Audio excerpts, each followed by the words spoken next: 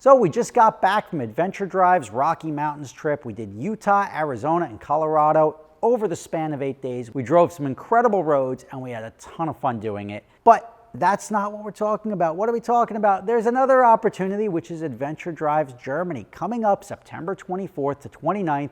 We're going to start off by flying into Frankfurt and go to the Nürburgring for 2 nights. From there, we're going down to Strasbourg, which is technically now in France. Germany and France were like, hey, you take it, you take it, you take it. And then eventually it landed in France.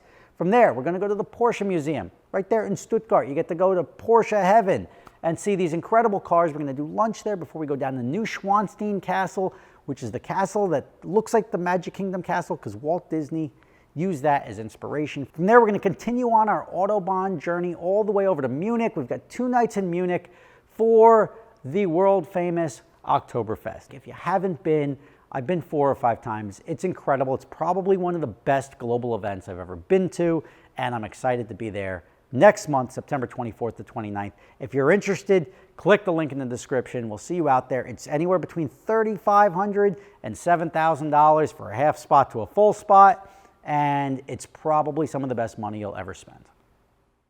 All right, guys, Rob Ferretti here, and I've got, let's call it big news. I am generally good at predicting things, right? So if I give advice, a lot of times you follow it and you do pretty well.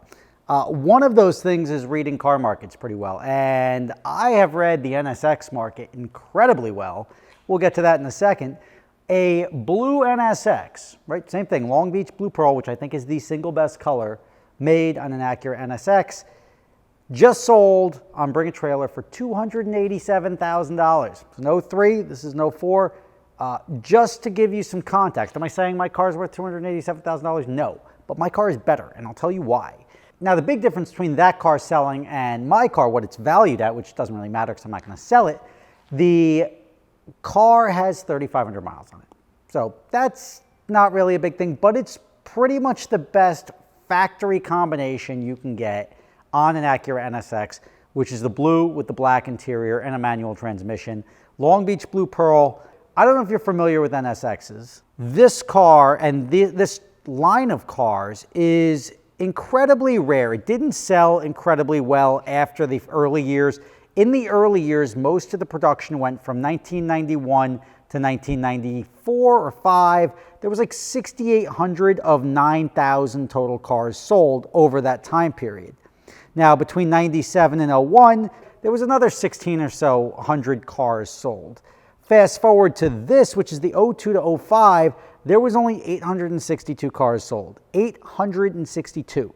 Now, that's cool for a collector, but I bought this car over 10 years ago, and I was like, you know what? I think it's a good time. These cars are incredibly reasonably priced, and I was looking at NSXs between $35,000 and like $50,000. I got this car for, I think it was like $45,000. So I've turned down $125 on this car. It's a rebuilt title. Didn't bother me, right? I saw the accident. I saw the full rebuild series on the car. There was a guy named Mac Ninja on NSX Prime. He would just buy and fix up damaged NSXs all day long because he did it the right way. So I wasn't concerned about it. I test drove it. When I got this car, it had big HRE wheels on it, factory brakes. It was lowered. I reversed a lot of that. And I have made this car better. Ready? When I said I made it better than the $287,000 car. Here's why.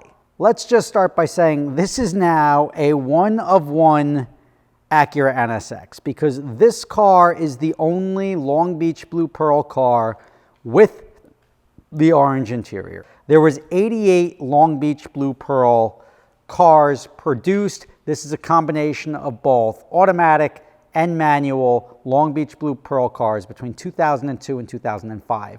They came with 3 interior choices. They came with black, they came with tan, and then they came with blue. I am not a fan of blue cars with blue interior. I think those are the least valuable when they should be the least valuable. I don't trust people who like blue interiors. Just weird. But this is the only car now that exists that has a factory orange interior. Now the orange, the Amola orange cars, there was less than 50 of them made, and of the 50 of them made, they came with either an orange interior or a black interior. This is one of the 42 factory 02 to 05 orange interiors that exists, it just complements this car so well. Now, the only thing that I'm missing, I bought this entire interior, the entire dash, everything out of this car, and swapped it into mine. I think it looks phenomenal. It's a combination that I wish the factory offered. The only thing I need is this little button here. See, this is still off of my factory tan interior, which is sitting over there. But this is the only Long Beach Blue Pearl car that exists with a factory orange interior, and I think the combo is phenomenal. So that is one thing that makes it not better in that it's got more miles on it, just crossed 111,000 miles. This car in stock form is missing a little bit, right? It's not a fast car to begin with, but it does need better brakes, which, as you can see, stop techs, front and rear. It needs an exhaust, which it also has. It needs an intake, which this also has. And it needs to be like lowered slightly. All in all, this car is now better in that it's more enjoyable to drive, and in my opinion, better looking than the one that just sold for almost $300,000. Now, I got very lucky when I bought this car because I paid less than $50,000. I think it was like $43,000 or $46,000, and I've turned down $125,000 because I tell people, I'm like, oh, these cars are not going to go down in value, and if I sold it to you, I like it. I'm just going to go buy another one. So why would I give up this one and do the transaction? Just go buy somebody else's that wants to sell their car. This car to me is like a great car because it's got 111,000 miles on it now. I do maybe 5,000 miles a year on average, maybe a little bit lower than that. So it's got plenty of legs in it. This is different. A lot of people like to think about that 3,500 mile car. All these cars eventually are going to have hundreds of thousands of miles on them, right? They're not making them anymore. There's no like cooler, newer cars that you can be like, oh, okay, well, I'll just get something new. We're going hybrid and electric. So cars like this, there's only so many of them out there. And 02 to 05 NSXs, which I think is the iconic best NSX, granted, there's so many more owners with the 91 to 94 or whatever, so you'll have them cheerlead. They have the best, purest Senna developed car, but this car is always going to sell for more. These NSXs, and I'm calling it now, you are going to be hard-pressed to find any NSX for less than, just say, $125,000 or $150,000 in the next 5 to 10 years, right? Because they're that good. They're fun to drive and they're reliable. Now, when you think about all cars, even every owner, like, oh, look, every owner puts 500, 1,000 miles on it. After 30, 40, 50 years, every car is going to have 125, 150,000 mile car. Could be a lower mileage car at that point in time because there's always going to be people with money. And there's people with money that are just going to be like, oh, I'll just buy a piece of artwork or I'll collect it. It doesn't make a lot of sense to buy a car that is good at driving that you can enjoy and then stare at it. You might as well put your money elsewhere if you're concerned only about making money. There's going to be people throughout history that are going to be buying and buying and buying these cars and driving them, and these are going to hold up significantly better than, just say, any Ferrari or Maserati or Aston Martin or any other car, which is going to be a lot more expensive to maintain, and that's going to be a little bit more off-putting, and there's going to be fewer people able to work on them, and it's going to be more expensive to maintain them, and that's why you can get in this car and say, like, I'm going to get in that Honda and just go drive it. That's why these things are so valuable. So it's not the first one. This 287 is not an outlier. Another white one just sold for $200,000 the other day. And you'll see there's things that impact the value, right? The later years, the 02 to 05 are going to always kill it. It's got to have a manual transmission to get top dollar. And the lower mileage ones right now are getting really leading the market charge going up. It's not coming back down. I think there's a reason rich people are buying these things and parking them. I am more of a, like, it's almost a crime to not drive this car. I drove it home yesterday. It's been parked at my house for a week or two.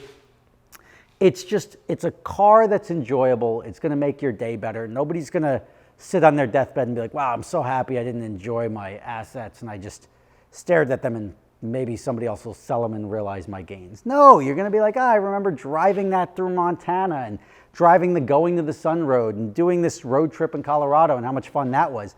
That's the stuff you're going to remember. That's why these cars are built. That's why they exist. it's not too late to get one. I mean, don't think that the market's ever going to correct and be like, I'm going to wait till they come back down to 50 grand. It's not going to happen, right? There's only so many of them out there. The numbers are low. It's one of the lowest production numbered, like mass-produced sports cars out there, right? Like 8,000 units or 9,000 units across 15 years is not a lot of production. So I'm saying it now. If you want an NSX, which you do because they're really cool, they look cool, they drive nice, and they're going up in value, and they're reliable. So just go buy one before it's too late. All right, that's all I can say. And you'll thank me. Anyone that ever buys a car and is like, dude, I want to thank you. I bought this 360, I bought this, I love it. They thank me. And it's your turn to thank me, because if you can swing it, now is the time to get it, because as I said, they're still sort of attainable, and eventually they won't be. So, Rob Ferretti, thanks for watching.